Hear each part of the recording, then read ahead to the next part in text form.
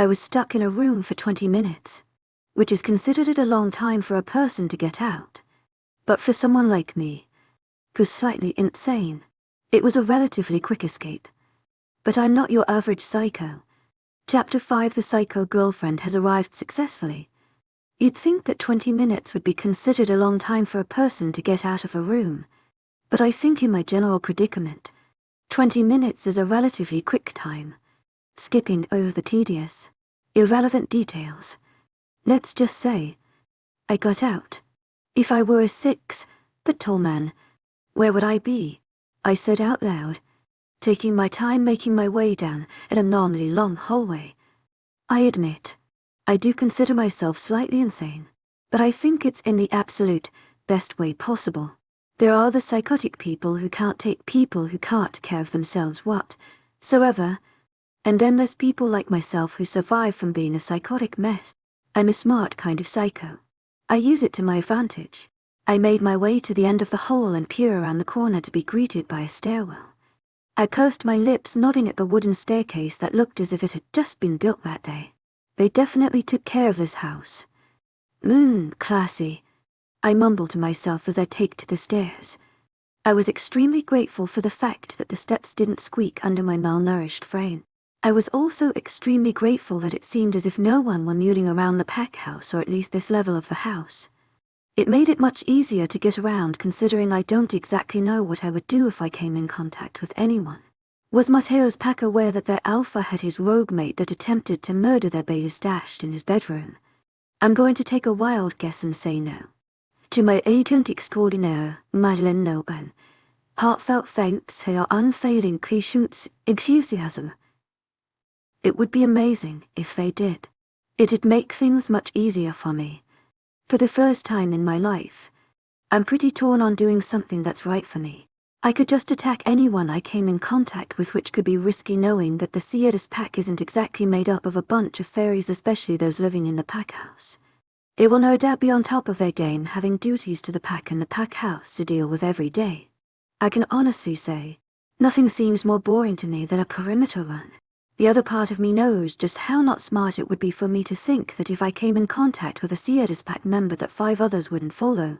5 others that, depending on whether or not they knew of my arrival, would try to murder me before I had the opportunity to murder anyone else. I'm literally located in the heart of a pack, and to think that I wouldn't be murdered on the spot if I tried anything would be 110 crazy.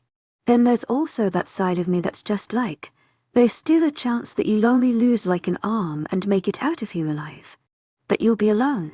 Thus, another reason I don't want to get myself in a predicament where I would have to run. I'd have to leave Mateo.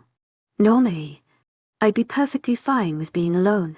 I'd been alone for so long that the thought of it had no effect on me. But for some reason the thought of leaving Mateo had my stomach dropping. I completely despised the feeling that I knew was brought on by the mate bond. Something that my parents had told my brother and I about when we were younger countless times. Something I'd always looked forward to until now.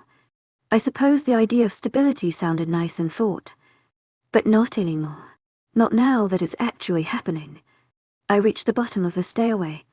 I smiled to myself, not seeing anyone around me before I turned to my right, and my eyes unexpectedly connected with a pair of big brown ones. These big brown eyes belonged to a very tiny human. My heart stopped in the moment. I gasped, stopping dead in my tracks as the little boy in front of me watched me closely. To my agent extraordinaire, Madeleine Noble, heartfelt thanks for your unfailing patience, enthusiasm. I asked aloud, what's a kid doing here? Obviously, the kid didn't like me much. It was as if the sound of my voice triggered an automatic alarm system inside of its little blonde head. This child literally just started screaming. To my agent extraordinaire, Madeleine Noble, heartfelt thanks for your unfailing patience, enthusiasm. I shouted as I jumped in surprise. Little blonde kid's scream went up like 6 octaves when I started walking toward him in an attempt to shut him up. Hey, be quiet. I begged in a panic. It was a kid. I didn't know what to do. Click it. I got down on my knees to try to get at eye level with the little thing. But this just made him scream louder. My heart rate sped up, knowing there was absolutely no way in hell that no one could hear his screaming. I gave the kid props. It was a solid scream, but it was probably going to be the reason I ended up dead. So I wasn't in too big of a hurry to congratulate him on his lungs. Kid, come on. I'm nice. See, I said, trying to calm him down as I forced a smile that in turn just made him scream even louder and start running away from me. No, no. No, no. No, no, no. No, I chanted as I stood up and ran after him. I caught up to the little thing, wrapped my arms around him, and held him tightly against my body. He kicked his legs, hitting me right on the hip with the heel of his shoe. I clenched my teeth together at the pain it caused as the kid continued screaming at the top of his lungs. That's it, I shouted before covering the kid's mouth with my hand. I'm locking you in a closet, I began to say as a throat cleared from behind me. I froze instantly. The kid took this as opportunity to bite the palm of my hand.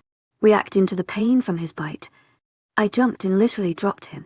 He thudded to the ground onto his butt with his back against my legs, causing me to lose my balance and fall backward, hitting my head against the wall. My teeth clenched together as my hands flew up to my head, making sure that my head didn't just cave in. I squeezed my eyes together, wincing at the massive headache I had just managed to accumulate. The sound of footsteps nearing me was what broke me from my thoughts of seriously contemplating murdering this kid. You should really work on your people skills. A woman's voice rang out. My eyes popped open to see yet another blonde person.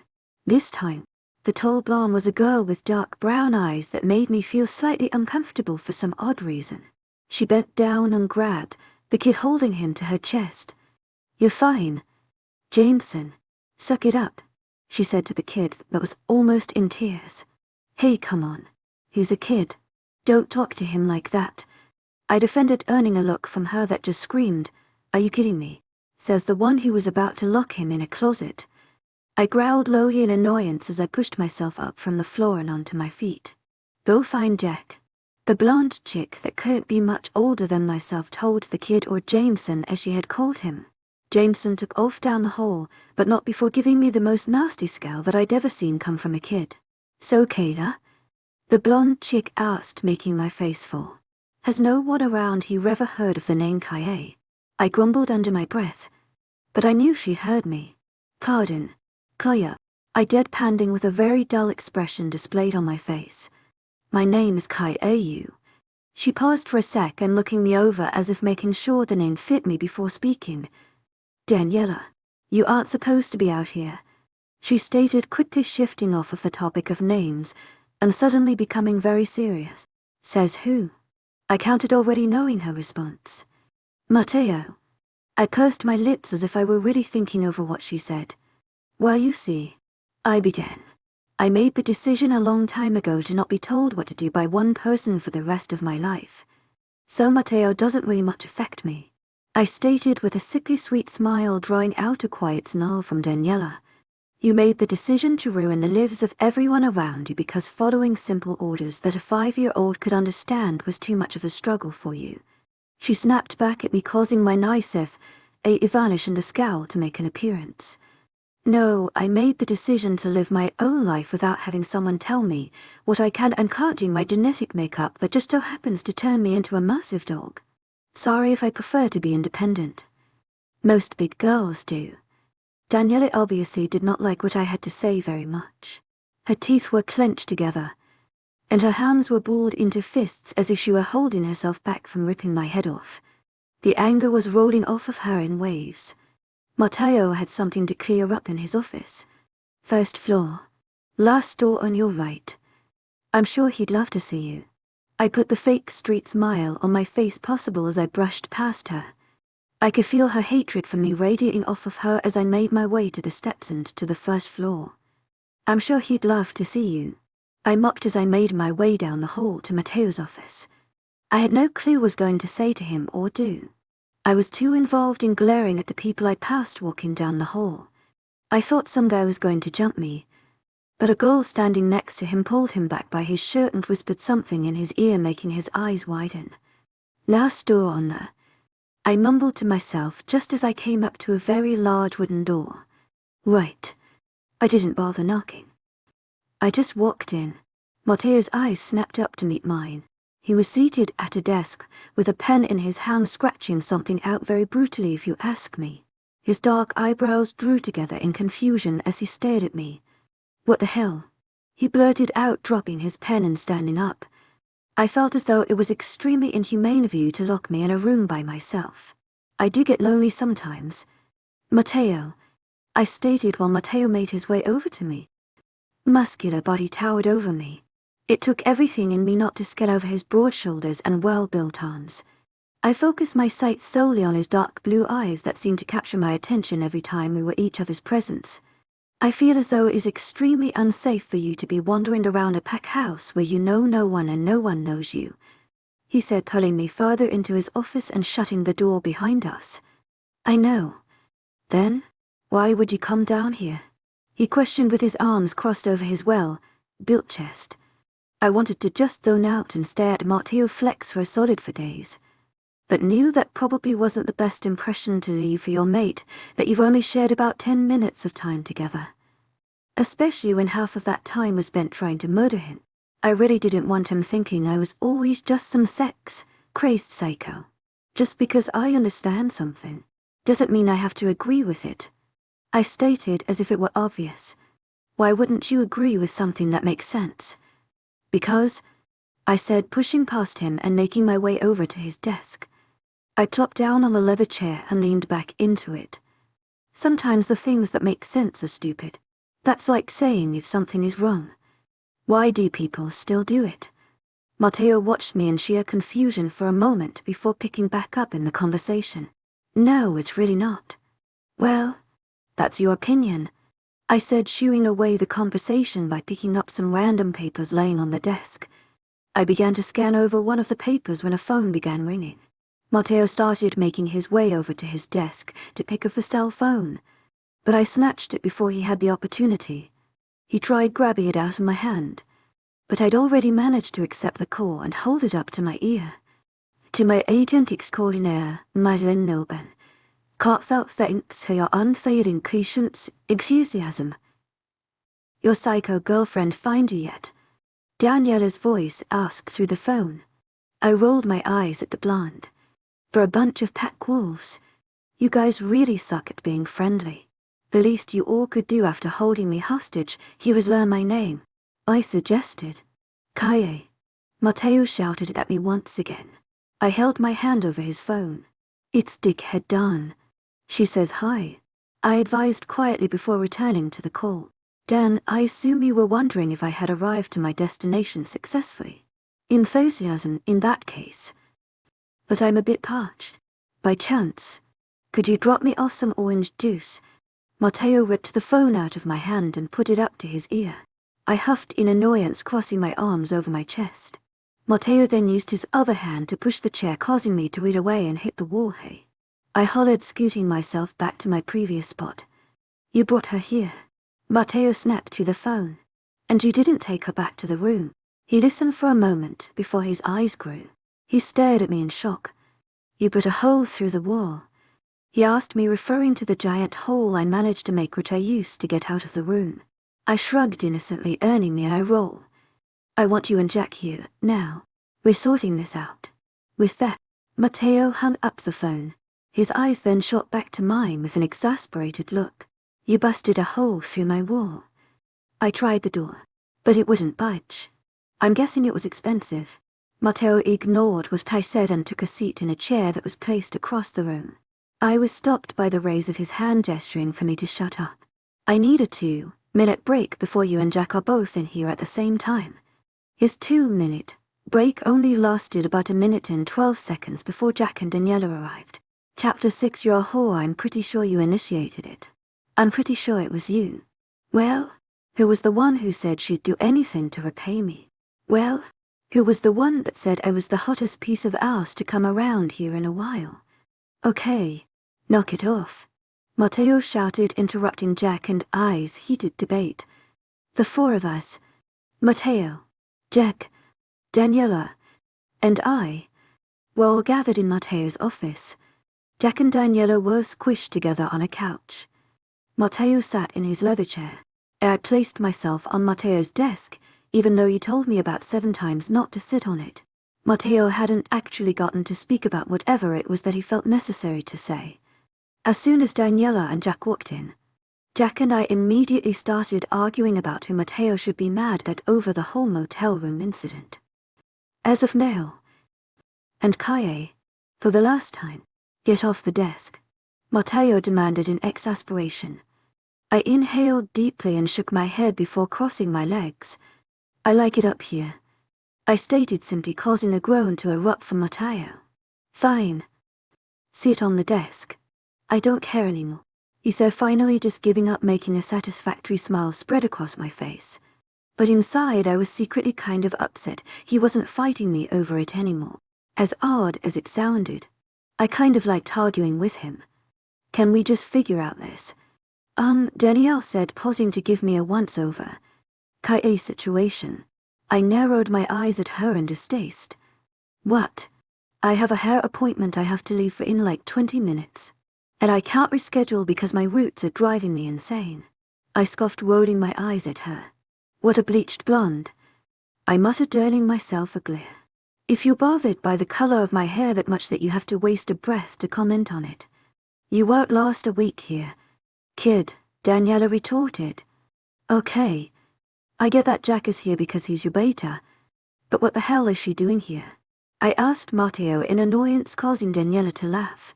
What? I snapped, turning to face her. Oh, you're too cute, he chuckled, wiping away an invisible tear from her eye. Jack must have noticed my confusion and decided to answer my question. She's the gamma. Now was my turn to laugh. I questioned, turning back to Matteo. She's your third. I was laughing, but it was anything but humorous. You're kidding me. You two don't even know each other.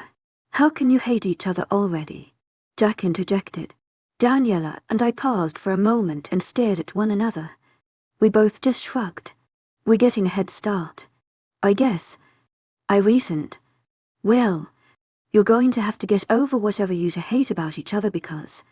Daniela, I want you watching her, Matteo stated, making both Daniela and I stare at him as if he were crazy. What? We both said at the exact same time. Matteo, I don't want her stalking me. Koya, she's not stalking you. She's going to be like your guard, Matteo explained. So, basically, what you're telling me is that she's my babysitter. Does everything I say to you go in one ear and out the other? I shrugged at his question. I twisted my body and jumped off of the desk. I'm not being the nanny to your 17-year-old mate, Daniela insisted. Hey, I'm 19. I growled, earning myself, and I roll. Really not helping yourself. You guys are practically the same person. You could be like best friends. Jack spoke up. I grimaced, looking at Daniela, who was making the same face as me. No, we each said at the same time. I rest my case, Jack mumbled, leaning back into the couch. I would agree that Daniela and I are both very open to say what we think. But many people are. It's very apparent that Daniela doesn't have in her heart for rogues. And, quite frankly, the only spot in my heart for a pack wolf is for Matteo. It still creeps me out to admit that to myself. Can we just get on to whatever we're all here for? I'm hungry, I urged. I was seriously craving a peanut butter and jelly sandwich. I was just waiting for all of you to grow up before I continued, Matteo stated, causing an offended hey from Daniela. Shut up, Jack, I snapped. Jack stared at me dumbfounded. I didn't even say anything. Will all of you just shut the hell up already? Matteo was obviously angry. His entire body was tense, and he kind of looked like he wanted to hurt one of us. I was extremely grateful to have the unfortunate fate of being his mate in this situation because I knew he wouldn't murder me willingly. Getting bored of the bickering amongst the four of us, I turned on my heel, heading for the door. My hand just rested on the knob when Matteo decided to question my motive. What are you doing? I told you. I'm hungry, I inquired simply as I twisted the knob. Koya, Matteo grumbled in annoyance under his breath as he got up from his chair, rounded the desk, and appeared behind me. Oh, are you hungry too, Matteo? I shouted as he wrapped his very muscular arms around me.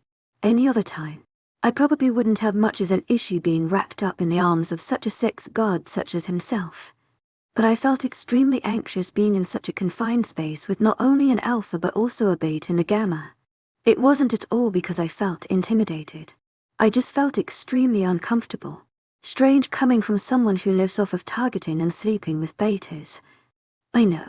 Completely ignoring my protests, Matteo carried me back to his chair against my wall where he sat down and forced me to sit on his lap. His arms braced me securely against him, and I hate to admit it, but I was kind of in my glory just hanging out on his lap.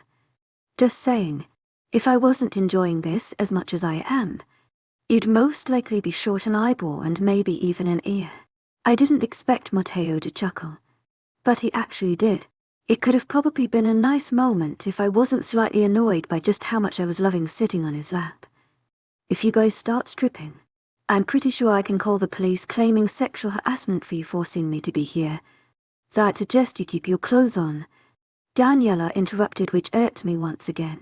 Okay, Dan, if you consider that sexual, then I feel really bad for whoever you end up with. My remark was cut short by a large hand being placed over my mouth. I was tempted to lick it in a petty attempt to get him to remove it, but I was slightly worried that my kinky self would enjoy it. I was even more worried that Matteo was slightly more kinky than me and would enjoy it a little more than myself. Hush. B-U-H, I mumbled against his hand before he cut me off once again. No N-W-R, sure. N-O, silent. Matteo ordered, not seeming too playful by his tone or the pissed-off look in his eyes. Sighing, I rolled my eyes and leaned back into his chest, not caring anymore. Are you sure you're 19? Daniela challenged. I jerked forward in a literal attempt to strangle her until her dark brown eyes popped out of her annoyingly beautiful face. But Matteo's tree trunks he calls on held me in place. Donnie, can you be decent and not pester my mate for 5 seconds? Matteo retorted. I was genuinely surprised by the amount of mental strength my mate had. If I were him, I would have probably killed someone by now. Between his beta almost sleeping with his mate and his mate being a psycho who tries to kill everything. I give the guy some major props. Not my fault that your mate has self-control issues. At least she can control herself enough to withhold unnecessary comments, unlike you. Jack defended, making me smile in satisfaction, and Daniela's cough. You're just defending her because you want to bang her. Joist. Donnie, that was one time, and I had no clue she'd be Teo's mate. Do we really have to bring this up now? You're a whore, Jack, and you aren't. Compared to you, I'm a saint. Well, you didn't seem too offended by my whorish ways when we banged. I was shit-faced drunk. You dick. Which time? Okay, that's it. This time, we all froze. I was slightly afraid for my life. Matteo's voice hit a whole new level of terrifying. I was secretly blessing the Lord above for having me positioned to where I couldn't see the look on Matteo's face. There wasn't a doubt in my mind that his eyes had darkened in color due to his wolf coming forward in an attempt to take charge. An alpha wolf can only take so much disrespect. Jack, you're guarding. If I find out you so much as touched a hair on her head, I'll choke you with your own hands. Am I clear? Matteo demanded. My mind was going 1,000,000 miles per hour. The two most prominent thoughts being, bless the Lord for not having Daniela be my guard anymore, and is Matteo this dominant in bed? Yes, Alpha. Jack agreed with a nod, no longer daring to look Matteo in the eyes. Daniela, I'm sure you wouldn't mind lending Kai something to wear for the next few days until I can get her some clothes of her own. At Matteo's question, Daniela's eyes grew in disbelief. My smug little smirk grew as well. But, Matteo Donnie, Matteo snapped, making Daniela cower. Yes, Alpha. I want the pack well aware of Kai's presence. I will not have any attacks happening due to someone's ignorance. To my agent extraordinaire, Madeleine Nilben, heartfelt thanks for your unfailing enthusiasm. Yes, Alpha. Both Daniela and Jack replied in sync. Good. Now get out, Matteo ordered. In a second flat, Jack was out the door. Daniela was trailing behind him with her fists clenched in anger. "Oh, and Daniela," Matteo said aloud, causing her to come to a halt. Her eyes looked up to meet Matteo's. "I'd suggest you not try to pick a fight with the mate of an alpha. Not very respectful if you ask me. Wouldn't you agree?" "Yes, Alpha," she answered through clenched teeth before storming out of Matteo's office, leaving Matteo and I sitting together in silence. "You know," I said after a moment, craning my neck to look at him, "I kind of like her when I can't hear or see her." Matteo didn't chuckle at my little joke at all. He just looked down at me in sheer boredom.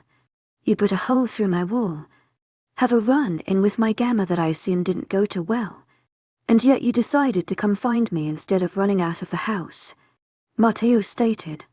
I nodded in response. "Yes, I did. Good analysis of the situation. But why do you stay?" he asked, making me kind of just freeze for a second. Why did I stay? I'd never had a real problem with leaving anyone, especially when the person I was leaving I had just met and spent maybe 10 minutes together with in total.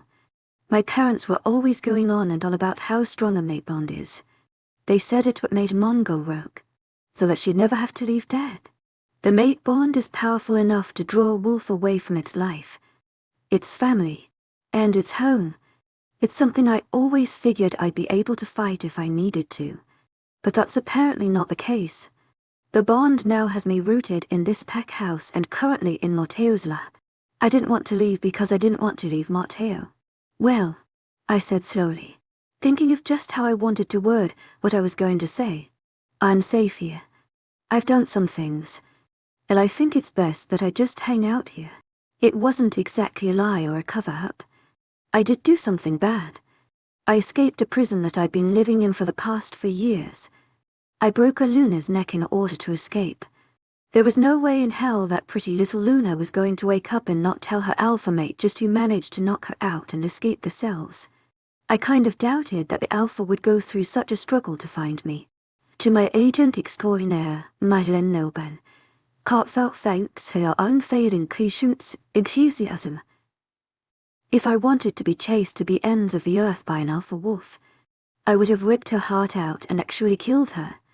"What do you mean you've done some things?" Matteo countered. "Oh, you know, just the usual rogue nonsense that we do," I said nonchalantly with a little smile playing on my lips. "I'm sure Daniela could come up with hundreds of scenarios for you all starring me, and I'm sure most of the scenarios would be true as well." Chapter 7: Stupid Wall Hole. You would think that an alpha such as Matteo would be much more concerned with the dangers of the werewolf world versus something so minor as a hole in a wall. But instead he's still freaking out over the stupid hole in his wall. That's all I've heard about for the past 10 minutes. Kaye, did you really need out that bad? How did you even manage to make a hole that big in the wall? What possesses a person to throw a chair through a wall? I just sat at the marble island in the kitchen leisurely slapping away at my soup while Matteo continued coming up with questions as to why I would do such a destructive thing. If he hadn't locked me in there in the first place, there wouldn't be a giant ass hole. So basically it's his fault. I continued to ignore his whining and picked up another spoonful of ramen noodles. I held the spoon up to my lips and slurped it up quite noisily, if I may add. I missed the taste of good soup. I missed the warmth of it. I missed sitting at a table and eating something other than something that resembled vomit. I missed spoons. Yeah, I miss goddamn spoons. I was far too entranced in slurping away at my soup that I hadn't realized Matteo had stopped rambling about the hole and was now watching me with an annoyed expression, gulping down the rest of the soup on my spoon. I rested the spoon back down in my plastic red bowl because Matteo didn't trust me with glass, but he trusted me enough to bring me into a kitchen with knives. Yeah. To my agent extraordinaire, Madeleine Noban, heartfelt thanks for your unfailing patience, enthusiasm. You may just be the slowest, most annoying eater I've ever met, Matteo commented, staring down at my half-eaten bowl of soup. It's called pacing yourself. Matteo, I don't suck everything up like a vacuum like some people. I deadpanned, motioning toward the 5 apples in the trash that Matteo managed to devour in about 10 minutes as he ranted about his stupid, freaking wall hole. At least I don't sound like a freaking garbage disposal, he retorted, making me scowl. Hey, I sound nothing like a garbage disposal. To my agent extraordinaire, Madeleine Nelben, heartfelt thanks for your unfailing patience, enthusiasm. I snapped, picking up a spoonful of soup and slapping on it loudly on purpose. I wasn't quite sure why it annoyed Matteo so badly, but I could see the anger in his eyes flare due to my slightly disrespectful action. That's it, he stated, trying to seem calm, but I could tell he was trying not to smack me over the head with my plastic bowl. I thought he was going to leave, but instead he snatched my soup away from me and plucked the spoon right out of my hand.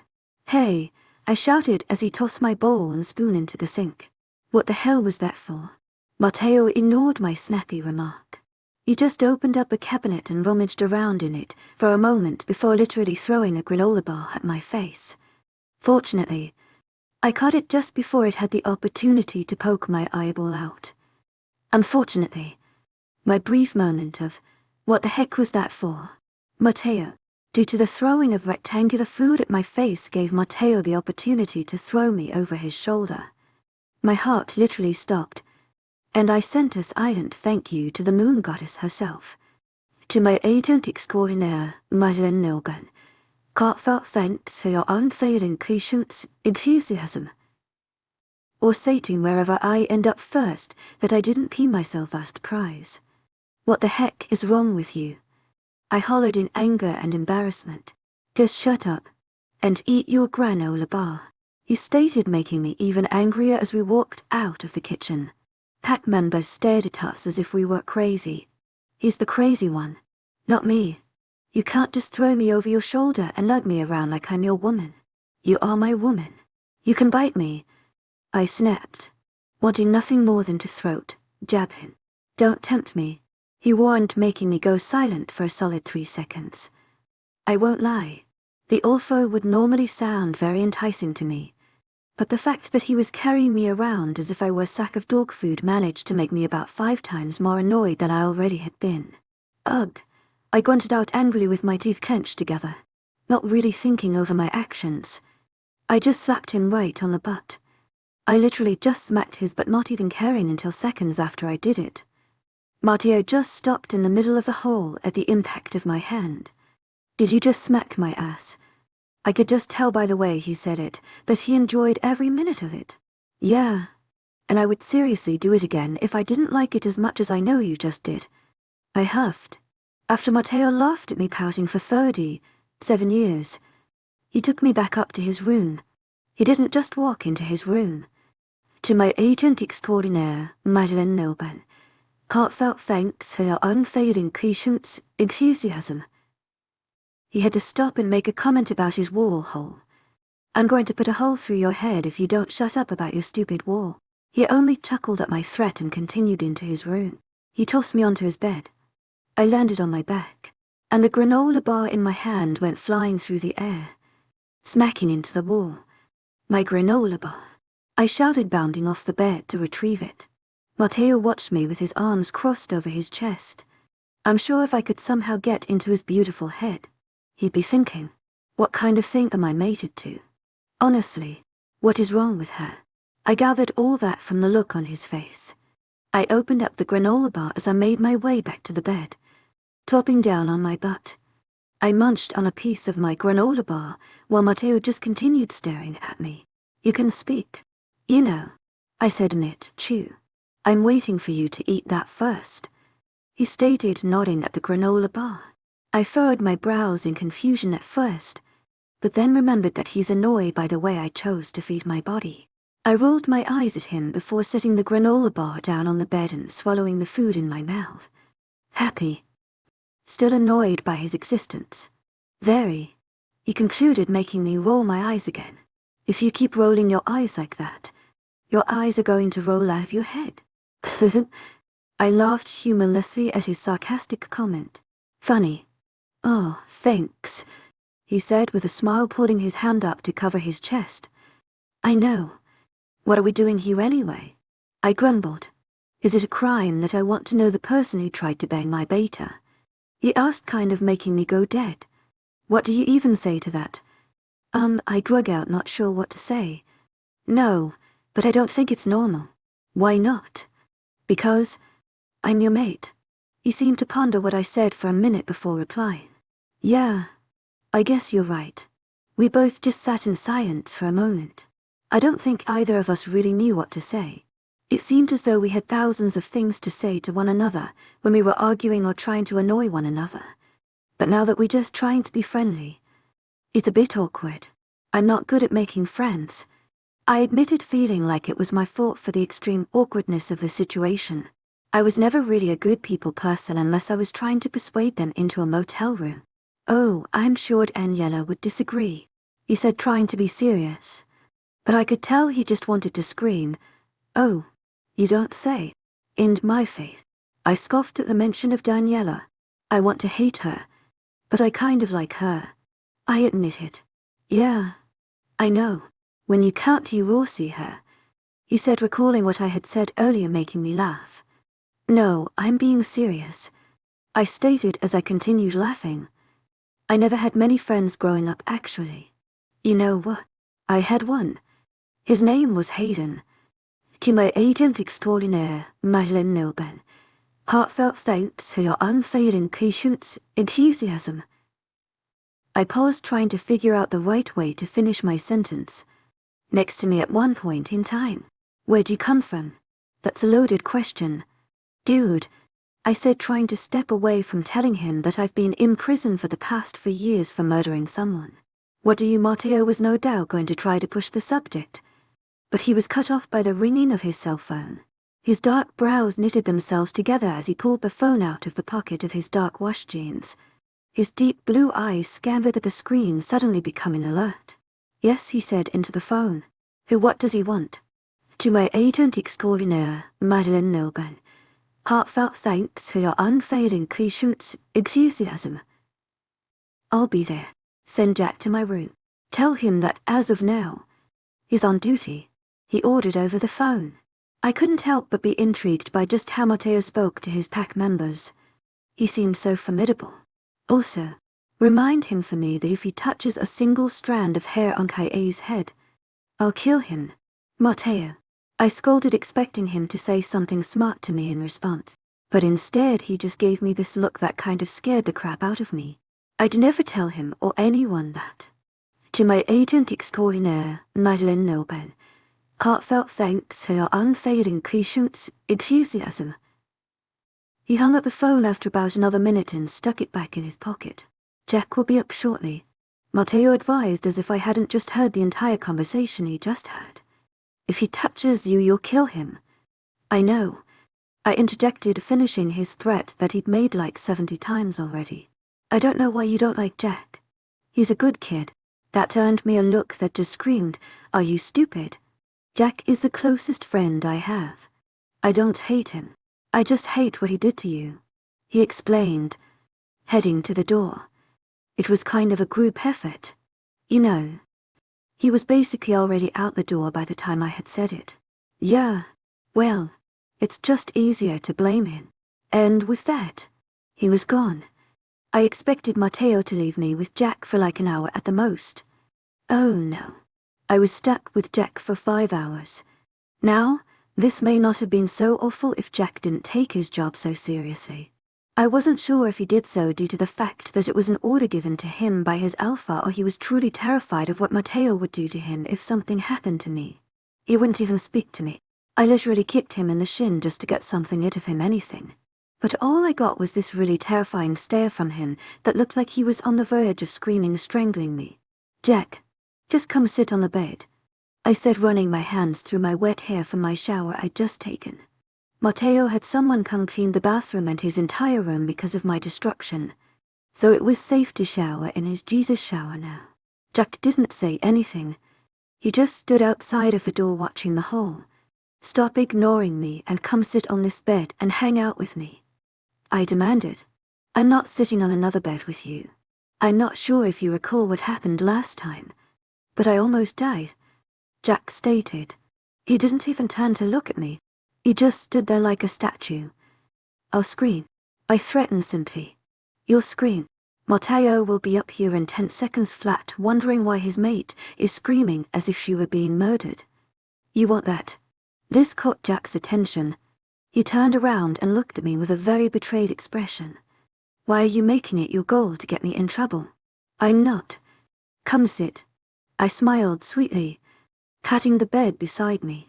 Jack groaned and ran his hand down his face. Fine, but I'm not sitting on the bed. I'm sitting on the floor. Whatever floats your boat. Dude, I said as I crawled to the edge of the bed and laid on my stomach. So tell me about you. Tell you about me. I do believe that is what I said. Okay. Well, my real name is actually Walker. He admitted, earning my interest. To my agent extraordinaire, Madeleine Nobel. Heartfelt thanks for your unfailing patience, enthusiasm. No, he stated bluntly, but my brother's name is. You have a brother? Dude. I have 5. I have 3 sisters. I'm pretty sure my jaw almost hit the floor. 8 siblings. I could hardly handle one growing up. I give Jack's parents major props for being able to put up with that many kids. My parents wouldn't have been able to. Hell, they couldn't even keep track of 2. What are their names? My interest suddenly sprouting again. Well, there's me. Then, there's Reese, Lucas, Kaylan, Josie, Walker, Lindsay, Aaliyah, and Jameson. Josie, Walker, and Lindsay are triplets, so I mean they kind of count as one kid. Luke is just an asshole. Don't talk to him, actually, no. I want you to talk to him just to scare the shit out of him. Reese and Kale and Art chill. Aaliyah gives me a headache. And Jameson kind of just does his own thing. Jack clarified. I think I had a run-in with your brother already. I said, recalling the little blonde boy who had the screech of a siren. Which one? Jameson. He doesn't like me much. I chuckled, but Jack just looked flat out confused. That's weird. He usually gets along with everyone. Well, not me. I mumbled, slightly disappointed that the kid didn't enjoy my existence even though I didn't like his either. Aren't you tired yet? Jack asked out of nowhere, leaning his back against the wall behind him. Sorta kinda. Are you? Then, why not go to bed? Are you kidding me? Matteo will rip my off and choke me with if he comes up here and finds me asleep while I'm supposed to be watching you. I hummed out, not quite sure what to say to that. Well, while you hang out on the floor being terrified of what the big bad elf and Airs Easy will do to you if he finds you sleeping, I'm going to be all snuggled up underneath this blanket having sweet dreams of marrying myself. I babbled, climbing under the blankets. You do that? Jack chuckled, getting up and shutting the light off. Good night, my fearless protector. I joked. Oh, just shut up and go to bed. I am. Chapter 8. Fate thing hot is a good way to describe a lot of things. That includes a stovetop when it's on fire. Matteo, the middle of July in Arizona, and how my body felt when I woke up this morning. I wasn't even entirely awake when I realized I was far too hot to just be sleeping alone. I'd woken up on various occasions next to someone. Obviously, I knew what it felt like to sleep next to another person. What was so extremely foreign about this feeling? To my agent extraordinaire, Madeleine Nobel, heartfelt thanks for your unfailing patience, enthusiasm. Were the shocks that seemed to stretch across my skin and seep into my veins, leading to my heart where it created a certain warmth. My eyes flew open, knowing exactly why I was feeling this way. My body went stiff. I found myself being slightly disgusted by how much I was enjoying Matteo and I's position. I was pretty much curled into a ball around Matteo's arm, which was thrown lazily over the side of my stomach. His torso was pressed directly against my back. And from the amount of heat I was feeling, I suspected he was without a shirt. I wasn't sure if I should fist bump the air or fake a seizure in order to get out of the cuddly situation. I'd never been much of a cuddler, but for some god-forsaken reason, I was really enjoying being wrapped up in Matteo's arms. And I do mean really, deciding to go against practically every single bone in my body. I gritted my teeth and slowly unraveled myself from Matteo. Trust me when I say I went against every bone.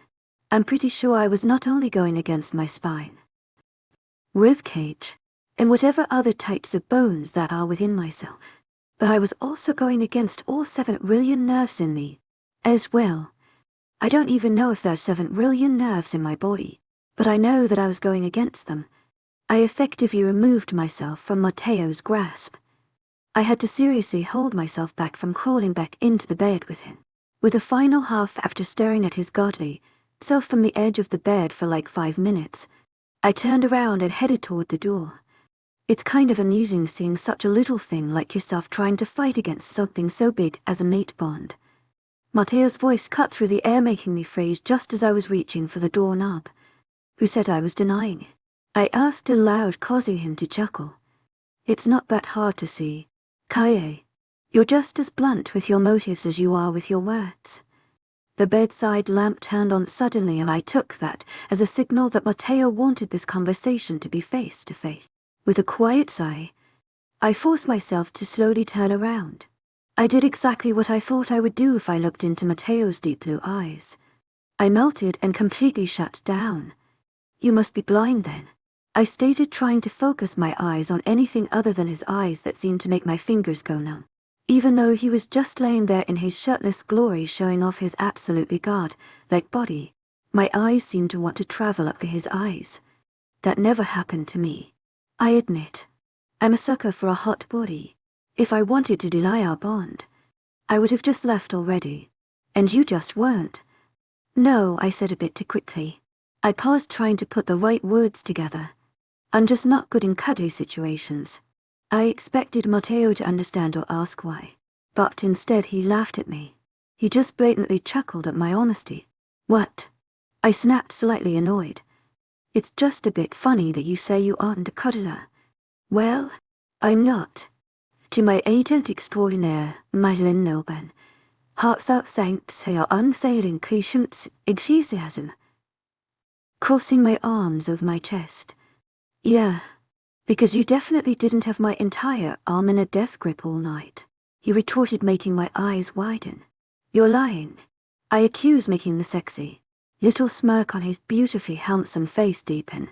You know for a fact that you did because that's how you woke up this morning. Well, shit. I'm hungry, I stated quickly, trying to get away from the topic of my suddenly snuggly ass. Well, aren't you? Matteo scoffed. Hey, I snapped as I narrowed my eyes at him. He put his hands up in mock surrender as he sat up in the bed, giving me a perfect view of his chest. Holy hell, his body is banging. I'm just saying. It's very intriguing how someone as tiny as you can eat so much and be so small. I furrowed my brows together, thinking of what exactly to say. Oh yeah, I was locked in a prison for the past 4 years because I'm a murderer. I really don't see that going well, even if Matteo is my mate. Fast metabolism. You know, the fastest like fast. I babbled, trying to play it off, but I think I just made him more curious. His left eyebrow worked upward as if knowing exactly what I was doing. With an annoyed huff, I made my way back over to Matteo's bed and crawled in as a petty attempt of escaping whatever awkward conversation was about to occur. Matteo began to say something, but I quickly interrupted him, throwing the covers over my head. Shut up, and go to bed. When I woke up, Matteo wasn't next to me, which I was actually pretty upset about. I was also a tad bit thankful that he wasn't. To my agent extraordinaire, Madeleine Nilben, heartfelt thanks for your unfailing patience, enthusiasm. Because I really didn't want him questioning me about whatever weird babble flew out of my mouth last night. I don't think I wanted him knowing about where I'd been for the past 4 years or how I ended up there. Normally, I'd be up and out of bed as soon as possible. I was never really someone who laid in bed for a while in the mornings. But for some reason, all I wanted to do this morning was hold on to Matteo's pillow as tightly to my chest as humanly possible. Not sure if you're snuggling or trying to choke that pillow, but I'm gonna hope for the first one. Jack's voice suddenly broke through the silence of the room, startling me. I jumped practically to feet in the air as I threw the pillow off of the bed. I swiftly turned around to see Jack standing in the doorway. What are you doing here? I shouted, causing Jack to flinch. Diced. Kai, chill. I have sensitive hearing. Jack complained, pointing to his right ear. What are you doing here? I repeated. Matteo's handling something in his office and wanted me to check up on you every hour. We always figured he'd be a bit too overprotective. But, shit, do I feel bad for you? He's hell, bent on making sure you're safe. Jack chuckled, making me roll my eyes. A part of me loved the fact that Matteo was always about me, even though he wasn't too great at showing me that himself. Another part of me didn't like it. It felt extremely foreign and almost wrong of him to care so much. Yeah, I can take care of myself, I retorted, cracking my neck. Looks like it, Jack muttered. I cracked my knuckles on my right hand and glared at him. I'm perfectly fine. It looks like you haven't eaten in weeks. Kaye, it's a rough world out there. Mithiad, I could simply. What was with everyone questioning my weight? Were you alone? Jack asked, suddenly changing the course of the conversation. Was I alone? Yeah. Like, did you have a friend or something with you when you went rogue, or was it like an independent thing? Jack pressed as he leaned his body against the doorframe.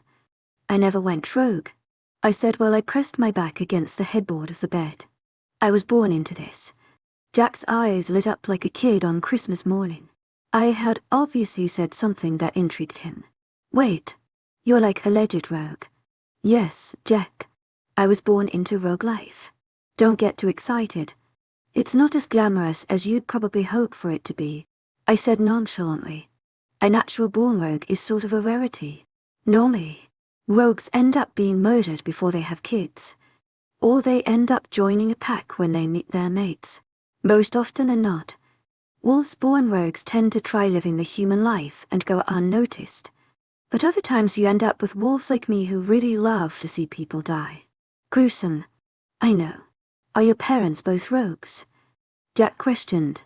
I groaned, hating to think about my parents, seeing as how they practically abandoned me. My dad is. But my mom wasn't always. The mate bond works in some mysterious ways. Let me tell you. Jack was not satisfied with this answer. He just continued asking me to tell him more. With an annoyed groan, I kept feeding Jack small details from my life story. My mom was an alpha's daughter. Her dad refused to allow my parents to be together. So, basically, my mom was just like screw you, Dad, and went rogue. My parents fell in love. And here I am. That's it. More or less.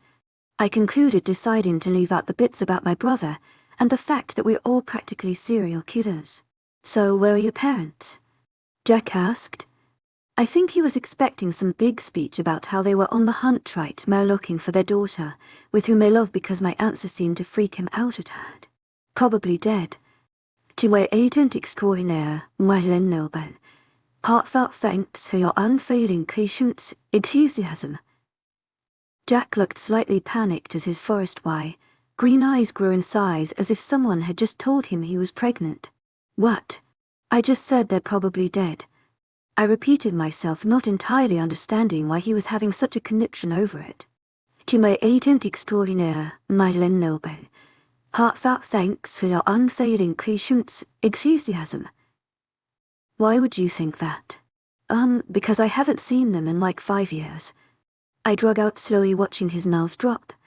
5 years? What the hell happened? I groaned, really hating myself for getting started on this whole topic. It was a bit of a sensitive topic for me to talk or think about. I just tended to not want to be bothered by the thought of it. It's unfortunate, but it happened. There's nothing I can do to change it. When one leaves, so does the other. I shrugged, not really knowing what else to say about it. A thought must have crossed Jack's mind, because his brows furrowed together in that moment, suddenly looking confused by something. Is that why you have something against mates? Now it was my turn to be confused. What? Your parents were mates, and they left? No, I interrupted, holding up my right hand to make him stop talking. I know what you meant. I'm just confused by your stupidity. I don't have anything against mates. And if I did, it wouldn't ever be because of my parents.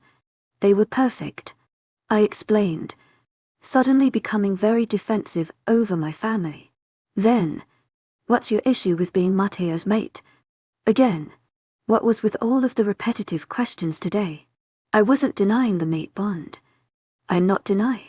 But you aren't accepting it. Okay. And not that bad. You're practically friend, zoning him. Jack deadpanned. I paused for a second and narrowed my eyes at him. I am not. I finally responded after just staring at Jack in annoyance for 2 minutes. I was honestly expecting something more than just, I am not, for the amount of time it took you to come up with those 3 words. Jack chided, causing me to roll my eyes. It's not that I refuse to accept the bond. I do. I just don't accept him as in his title. I put simply. So you just don't like that he's an alpha? Jack seemed completely dumbfounded by this, and that only multiplied when I nodded my head. So what? You're just going to hold out on him until he isn't an alpha anymore? Well, I drug out, pondering at the idea. When you put it like that, it doesn't sound half bad. To my agent extraordinaire, Madeleine Nobel, heartfelt thanks for your unfailing patience, enthusiasm. Jack's hands were in the air in disbelief over what I had just said. You're joking. Tell me you aren't serious right now. You actually believe that you can just go against fate? Jack interrogated, seeming highly offended. I wanted to tell him to just chill and that the whole thing wasn't a big deal. But this seemed like a huge deal to Jack for some unknown reason. I didn't want to make him cry or something. It's not fate. Jack. I did panting. Mates are just mates. Okay. I was even lying to myself with that one. It went against practically everything the werewolf species knows to say that mates aren't chosen by fate. Supernatural beings such as ourselves are highly dependent on the idea of fate. Going against it causes reactions like the ones coming from Jack. So you're telling me that fate has nothing to do with the course of your life whatso? Ever? Yes. Unbelievable, Jack said, sounding exasperated as he threw his hands into the air. Once again. Calm your hands. I commented, but he just blatantly ignored me. You ever read that one book, play, thing? It's called like Agalio or Edi News or some shit like that. He asked, instantly causing me to go brain dead, having no idea what chattering about. No. I drug out slowly, unsure of what relevance a book, play, thing had to our previous conversation. Jack coughed lightly and flicked his wrist as if shooing away what I had said. Well, this dude.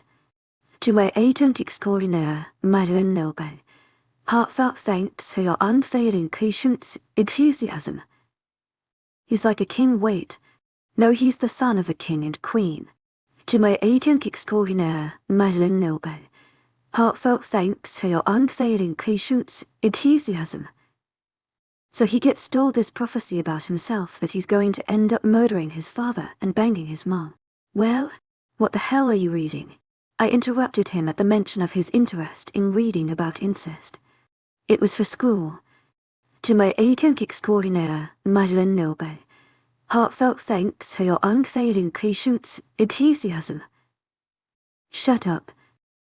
To my agent extraordinaire, Madeleine Nobel, heartfelt thanks for your unfailing patience, enthusiasm. He runs away to avoid, killing his dad and hooking up with his mom. He ends up murdering some dude on his travels for something stupid. I don't even remember. And he winds up saving this place or whatever from something that is terrorizing it and its people. Then, he marries the queen of the place. They bang.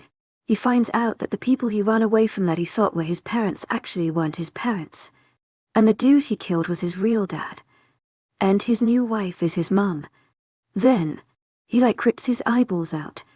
But that's not important. By the time Jack finished, I'm pretty sure I looked like I wanted to rip my eyeballs out. The look on my face was no doubt something of disgust and, what the actual hell? You read that for school? I asked, in total bewilderment by what school would ever allow a child to read something like that. You're missing the point. He groaned in frustration. You can make your own choices, Jack stated, looking me dead in the eyes with all seriousness.